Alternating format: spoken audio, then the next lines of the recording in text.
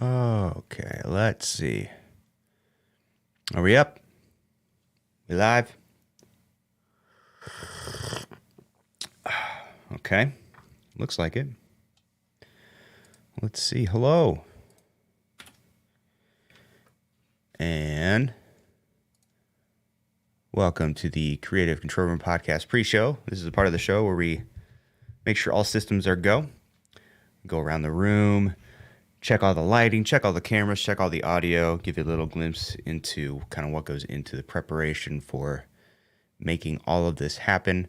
Right now, I am going through and looking at the different channels on which this podcast is being streamed, which are, by the way, Twitter, Facebook, Twitch, and YouTube, of course.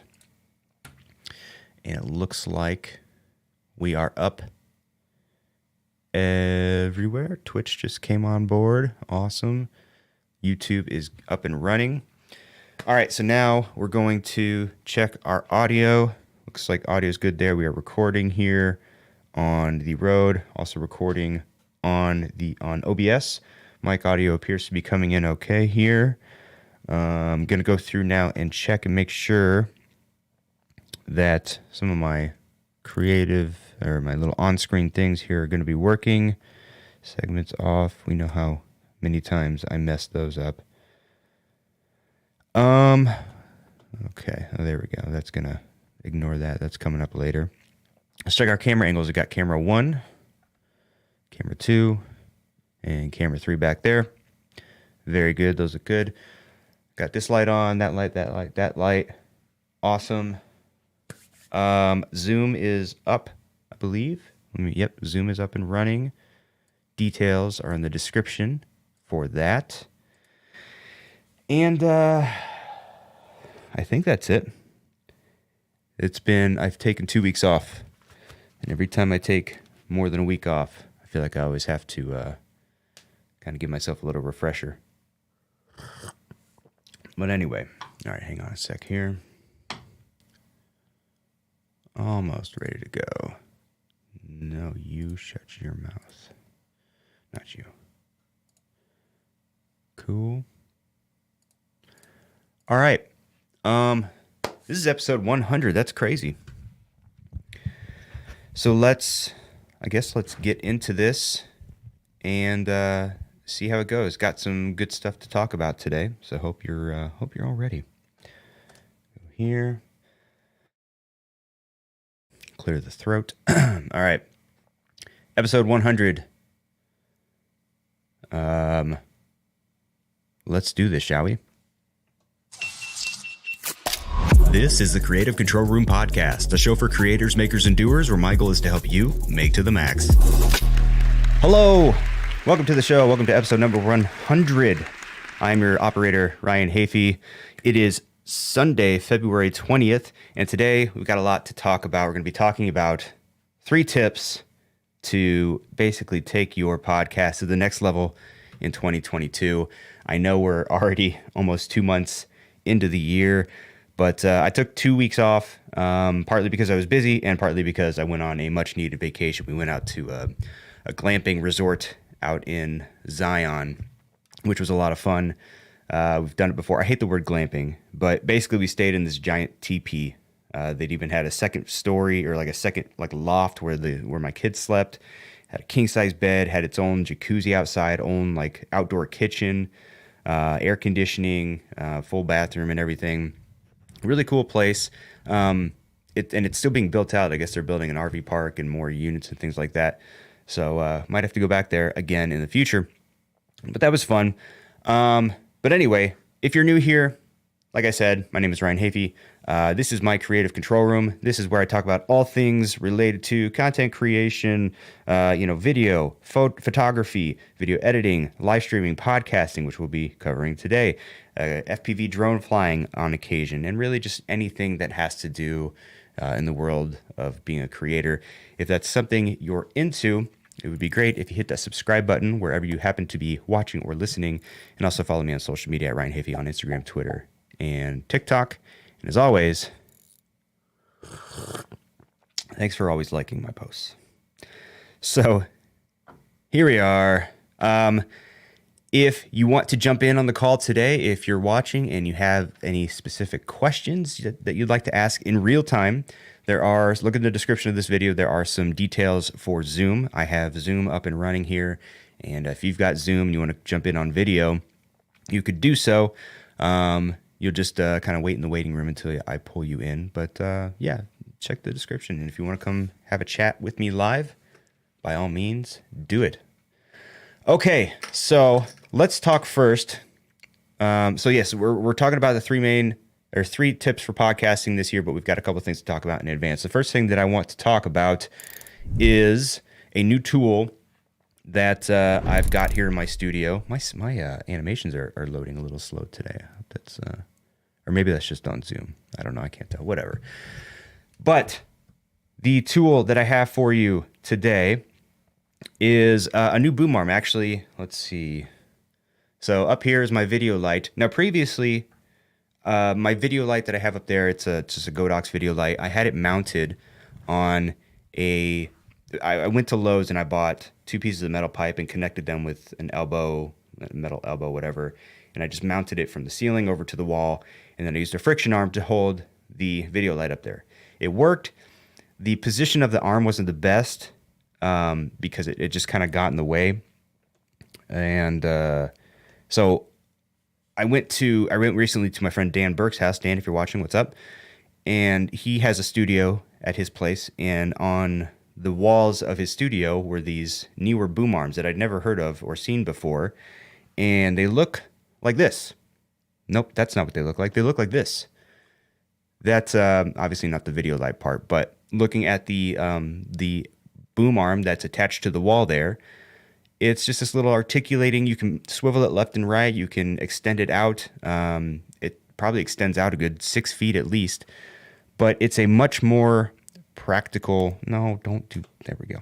It's a much more practical solution than what I had before. And if I ever wanted to move it around or extend it out or, focus it on something else, move the light to focus on something else, I can easily do that now with this boom arm. And I like it. It was kind of a pain to install, at least for me, just because I turn every household fix or home improvement fix into much more than it needs to be. But there it is. I like it. Figured I'd show you what it did. Figured I'd show it to you in case it would be helpful for you. And there is a link in the description if you would like to check it out. It's about $105. It's by Neewer, but pretty cool if that's something you're looking for. Next, I wanted to give an update. I want to talk a little bit about something. I've been doing some experimenting with YouTube Shorts recently not on this channel, but on another podcast that I helped to produce. And we did some experimentation by uploading YouTube Shorts to the various podcast channels. So the way this podcast is set up, as I've said before, this is kind of like the setup, kind of the go-to setup for podcasting. But you have a clips channel, and then you have the main podcast channel. So what we did first was we started uploading some YouTube Shorts to the main podcast channel. And this particular podcast is a weekly podcast. It's about an hour long. The episodes are an hour long. And we wanted to see how uploading these YouTube Shorts would affect the channel. Would it be a positive or negative effect? So we started first with the main channel. Now, I've talked about this before, but when you have long form content and then you try to come in and add a bunch of shorter form content, sometimes you can turn people away because they subscribe to your channel because they expect this long form content. And then when you start bombarding with shorter content, and this can also be vice versa, you could turn some people off to your content, right? So we were uploading about 2 YouTube Shorts per day on the main channel. And for whatever reason, and maybe it's something we were doing wrong, I'm not sure, but I've uploaded some shorts to my channels, and YouTube automatically creates kind of like a built-in playlist, or it'll feature the shorts that you've uploaded into a section and sort of separate them from your regular content. In this case, it didn't look like it did that. I don't know if it's a YouTube bug, if it's something we did or what, but the videos that we were uploading met the specs of YouTube Shorts. And even when you look on the back end, it shows them as shorts. So I'm not sure what happened, but what we were noticing is that the shorts that we uploaded to that channel were getting probably on average between like 400 and 800 views or so per short. Then we did that for a little bit. Then we went and tried uploading them to the Clips channel. And the Clips channel, obviously, are clips from the main podcast. The clips are usually anywhere from like 3 to 10 minutes long on average. And then we started uploading clips or YouTube shorts to that channel. Same thing happened with the shorts not showing up in their own section, not being featured separately. And we were seeing that those shorts were getting probably 2,000 to 3,000 views on average. And a lot more content on that channel. It's just really interesting to see how it was different from one to the other. Now, to be fair, the Clips channel has almost 3 times the amount of subscribers as the main podcast channel, okay, in this particular case. So what we noticed on the main channel is that it seemed as though, and it's kind of hard to prove this definitively, but it seemed as though the shorts were beginning to affect the views on our longer form content. Episodes that we would have expected to perform much better performed worse. And then when you go and you look at the analytics for some of the episodes, what was happening is now, because we were uploading all these shorts videos in much higher frequency than we were the longer form videos, the view, if you look at the analytics for an average video, it'll show you kind of like, here's where your video is performing in relation to your average views on this channel. And because we were uploading all these shorts that had such fewer views, and because a long form podcast would typically get anywhere from like 25 to 40,000 views, I would say, on average, right? But because we were uploading all these shorts, now we were seeing that, our longer form episodes were way outperforming, because now the average view of a video on our channel was much lower. All these shorts were uploading at, 400 or 500 views. And you would think that because a video was outperforming, that it would get more love from YouTube, but for whatever reason, maybe it was trying to like even it out. It's like, oh no, this one's getting too much views. Something's going on. We should pull it back. I have no idea. I don't know what the algorithm was doing. But it wasn't very favorable. So we very quickly put an end to adding shorts to the main channel.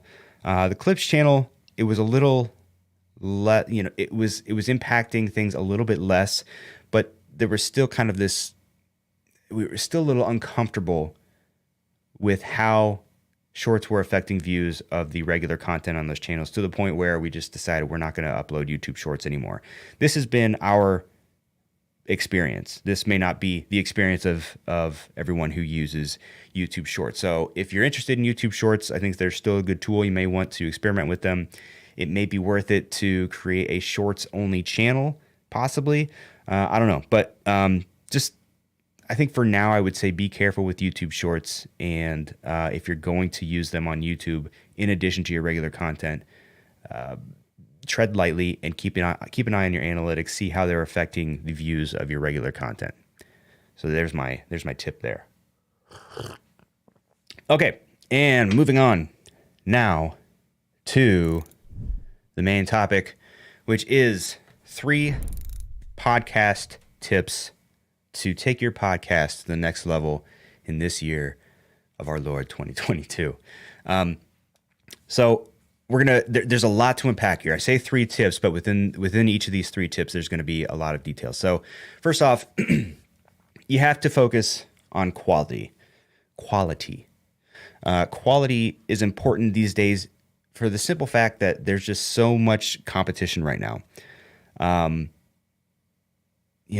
remember when I first started my podcast back in 2009, that didn't last long, but nobody was really in podcasting, and podcasting was just in audio form at the time.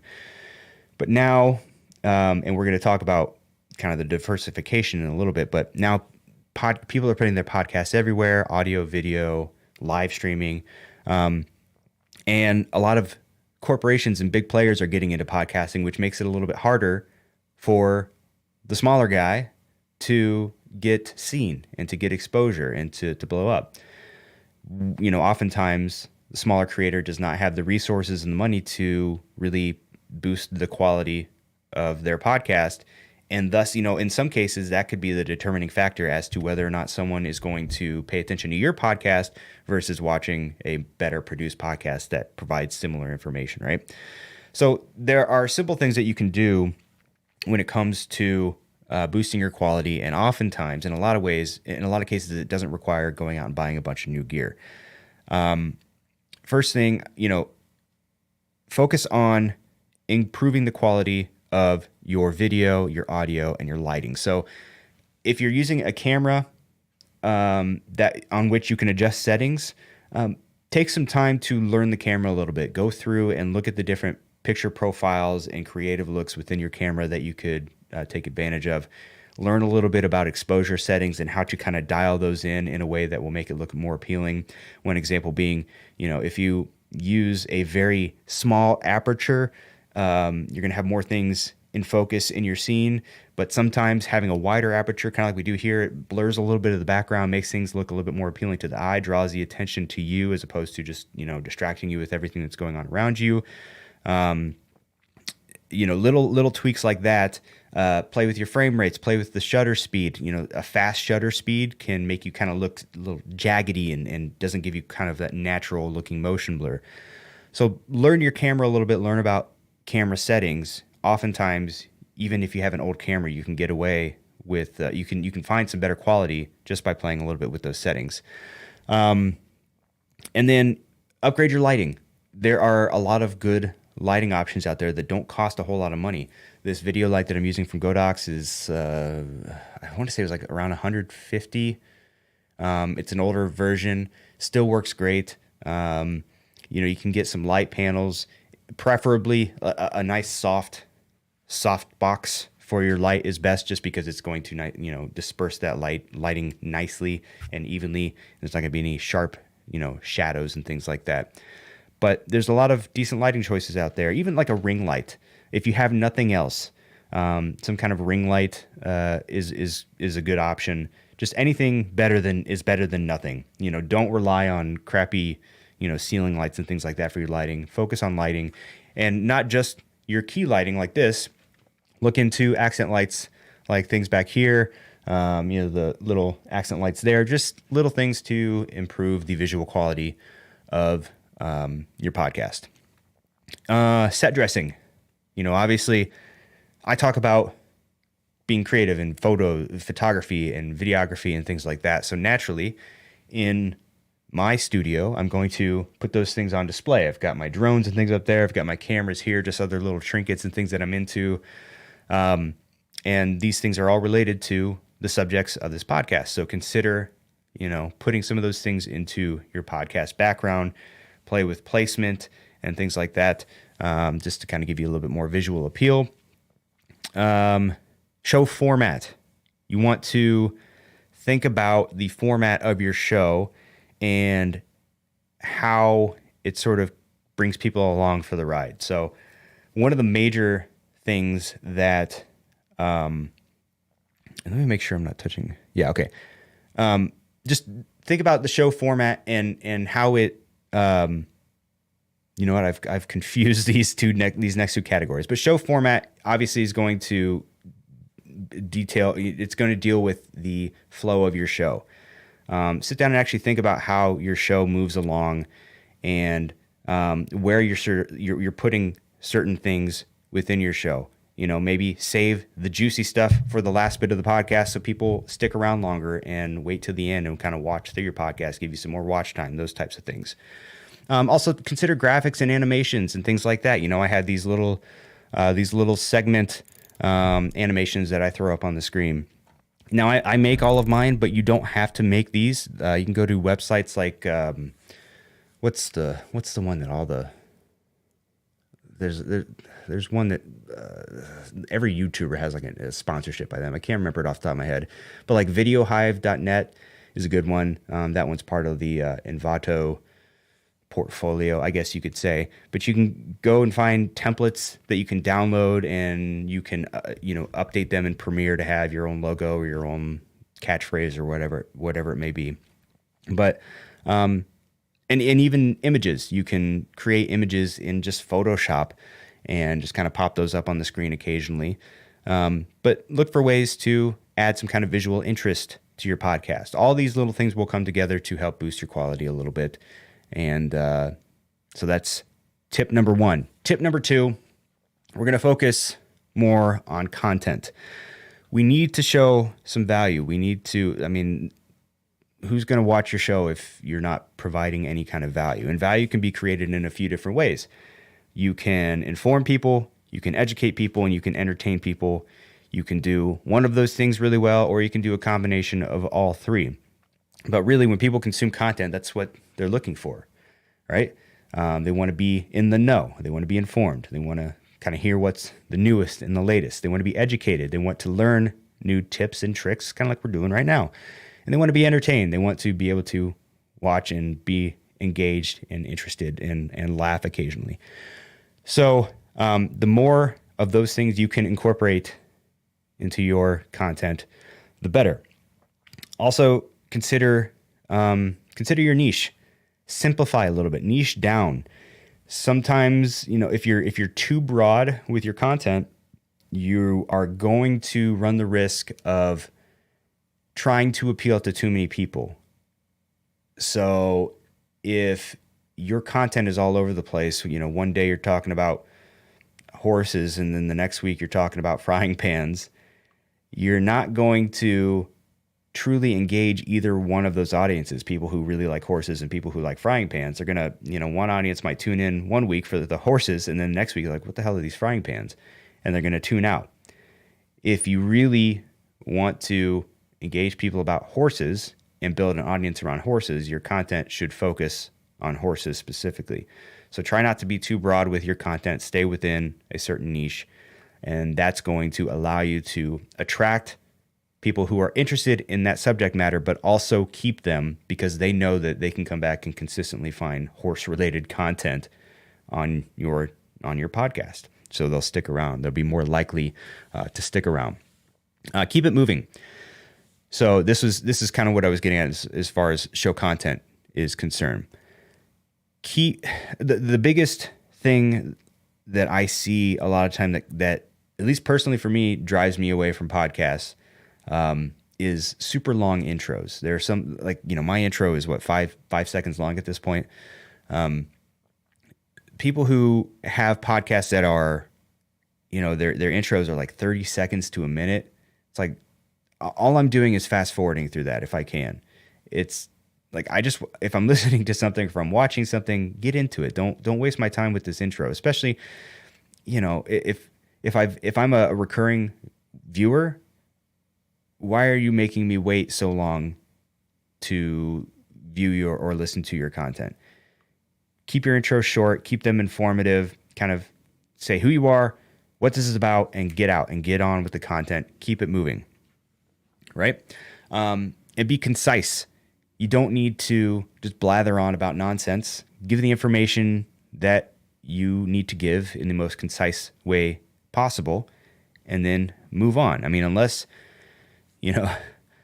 there may be some exceptions for that. I'm sure there are some exceptions where you just want to hear people. If it's ASMR or something, you'd probably want to sit there and listen to people blather on about nothing. But for the most part, I would say keep it concise, give people what they want, and then move on. And also, this one, if we're building a podcast, if we're growing a podcast, the ultimate goal, I would say, for most people is to earn money from their podcast.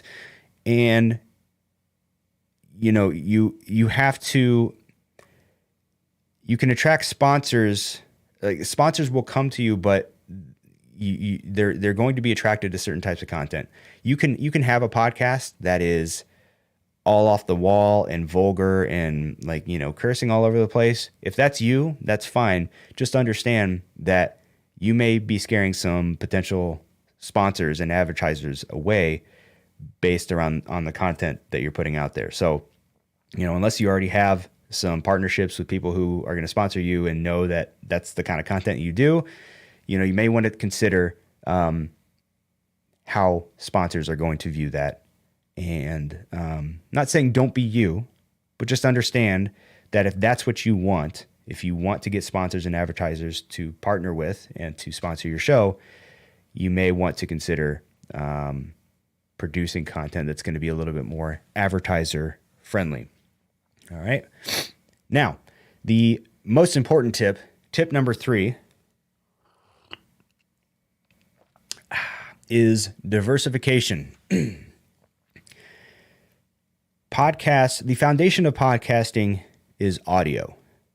When I made podcasting has apparently been around since 2004. But even when I made my first podcast in 2009, it was just audio only. That, it was kind of branched off from radio, and that's what it was starting out. But that's no longer the case, right? You can't win in the podcast game with just an audio podcast, or at least these days it's very difficult to stand out. I mean, just in general, search and like discovery for podcasts is already not that easy on, the various podcast platforms. It's difficult to be discovered, and like search functionality on a lot of podcast apps isn't that great, not like it is on YouTube. So basically the goal here is you need to have your podcast in as many places as possible. You need to make sure your podcast gets seen. So obviously you want to have an audio component. Excuse me. You want to have video. Video is very, very important now in the podcast world. You want to be clipping your video content, your podcast video content. You want to be cutting clips for social media. You want to be creating exclusive content, like say within Patreon, short form content, teasers, etc., things like that. So, a good setup, and I've talked about this before, I talked about it in the beginning of this episode already. A good setup for a podcast, you want to have a main podcast channel. And then if applicable, if your show is, say, a show that's a little bit longer form and from which you can cut smaller clips, you want to have a clips channel. That clips channel can, in some cases, drive more viewers, than your regular channel, because it allows people to kind of pick and choose bite-sized content from your regular content that they want to consume. And once you're eligible for YouTube ads, you can actually generate quite a bit of YouTube revenue from that potentially. In addition, you want to be on the socials on Facebook, whatever. I hate Facebook, to be honest, but Facebook, Instagram, Twitter, TikTok. TikTok right now is a big one. TikTok is still kind of one of the leaders in sort of creating overnight successes, so to speak. It's very easy if you're consistent on TikTok to get a lot of views, get a lot of engagement, and kind of grow your following. Instagram Reels is a feature that Instagram introduced as a way to basically compete with TikTok. So, and same thing with YouTube Shorts. So those platforms, Instagram and YouTube, are promoting content in those forms because they want to kind of compete and take attention away from TikTok.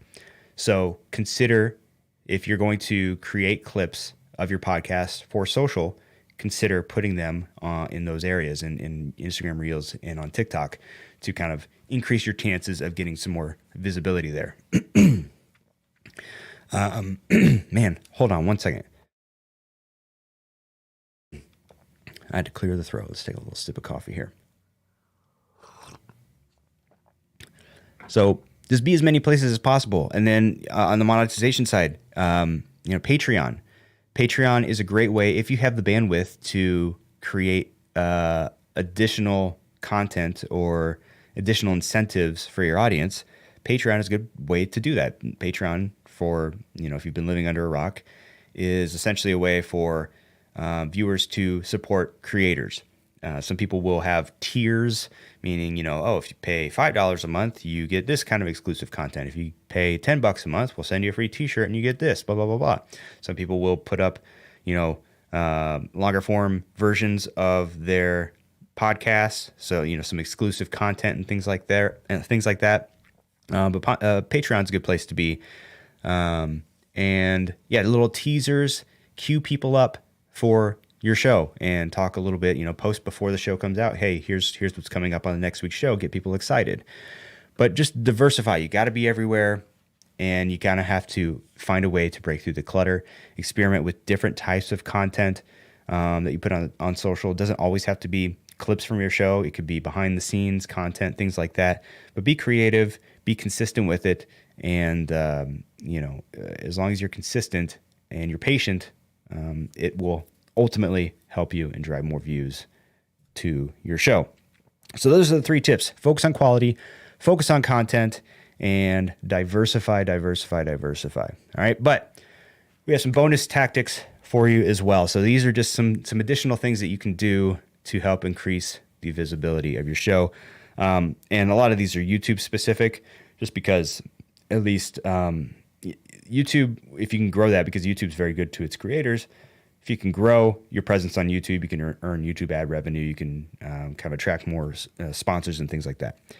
Timestamps are great, especially if you have a longer form show. It gives, if you have topics or subject matter within your shows that maybe people aren't interested in. Like maybe for this episode, people are like, I don't care about boom arms and I don't care about YouTube Shorts. I just want to hear about the podcast tips. Go right into your description, click on the timestamp that goes to this part of the show, and now you've not wasted people's time, and you've given them an easy option to go right to the content that they want to see.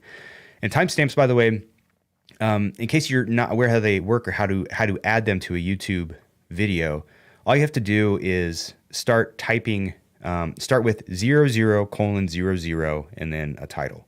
As long as your timestamps begin at 00:00, I mean, it could be intro, whatever, then you can then they'll automatically show up on the video. You've probably seen a YouTube video where it's got the little dashed lines across it, and those are the different timestamps. So you put 00:00 intro, and you could put 20 or 02:30 at 2 minutes and 30 seconds, and then this happens. But yeah, just kind of, you don't have to do it for every little thing, but scrub through your video, hit the main points, add timestamps, put them in the description of your video, and they will automatically show up for people to click through and kind of browse around your content. Keywords. So spend some time, as you should know, Google owns YouTube.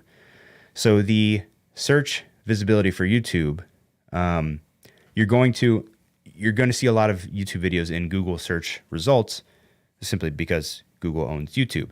And the more that YouTube content is optimized for search, the better.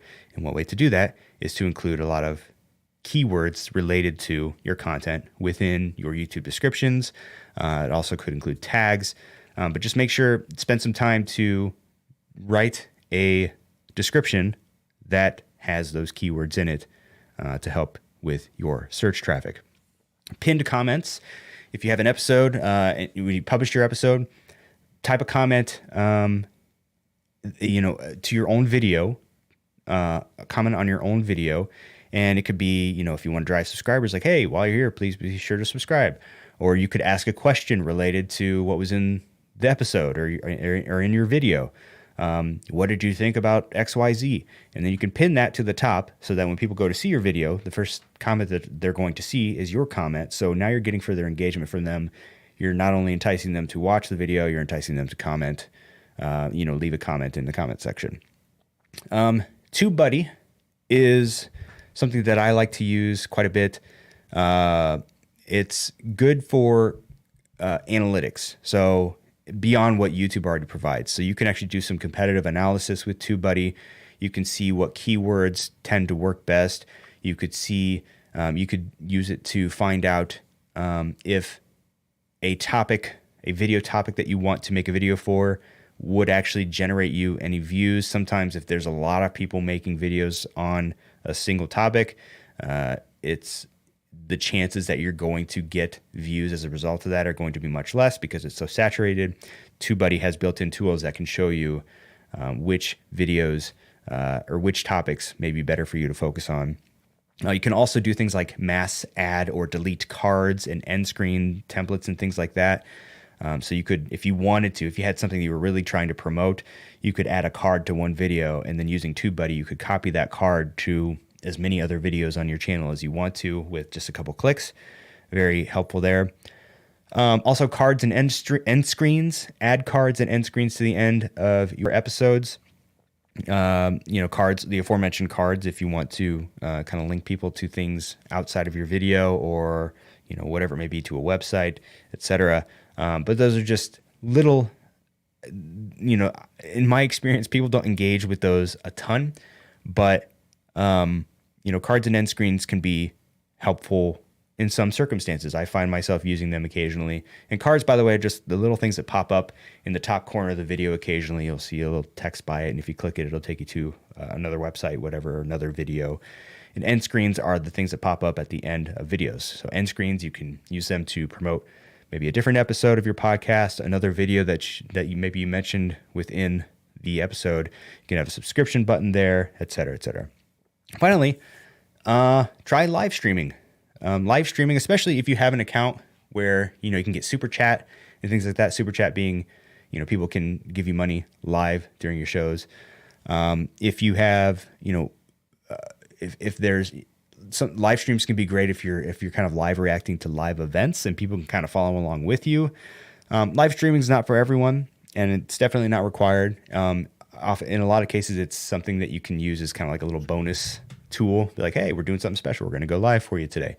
But play around with live streams, experiment with them, see if that fits into your mix. And there you go. Those are my tips for having a successful podcast in 2022. Podcasting is very popular right now, very saturated. A lot of people are getting into it. So yeah, if you want to be successful, fantastic. You just got to put in a little bit extra work than you might have had to a few years ago. And if you started a podcast back in the early days and you're rocking now, fantastic, good for you. But anyway, that'll do it for this show. But before you go, be sure to subscribe wherever you happen to be watching or listening, and follow me on social media at Ryan Hafey on Instagram, Twitter, and TikTok. And as always, thanks for always liking my posts.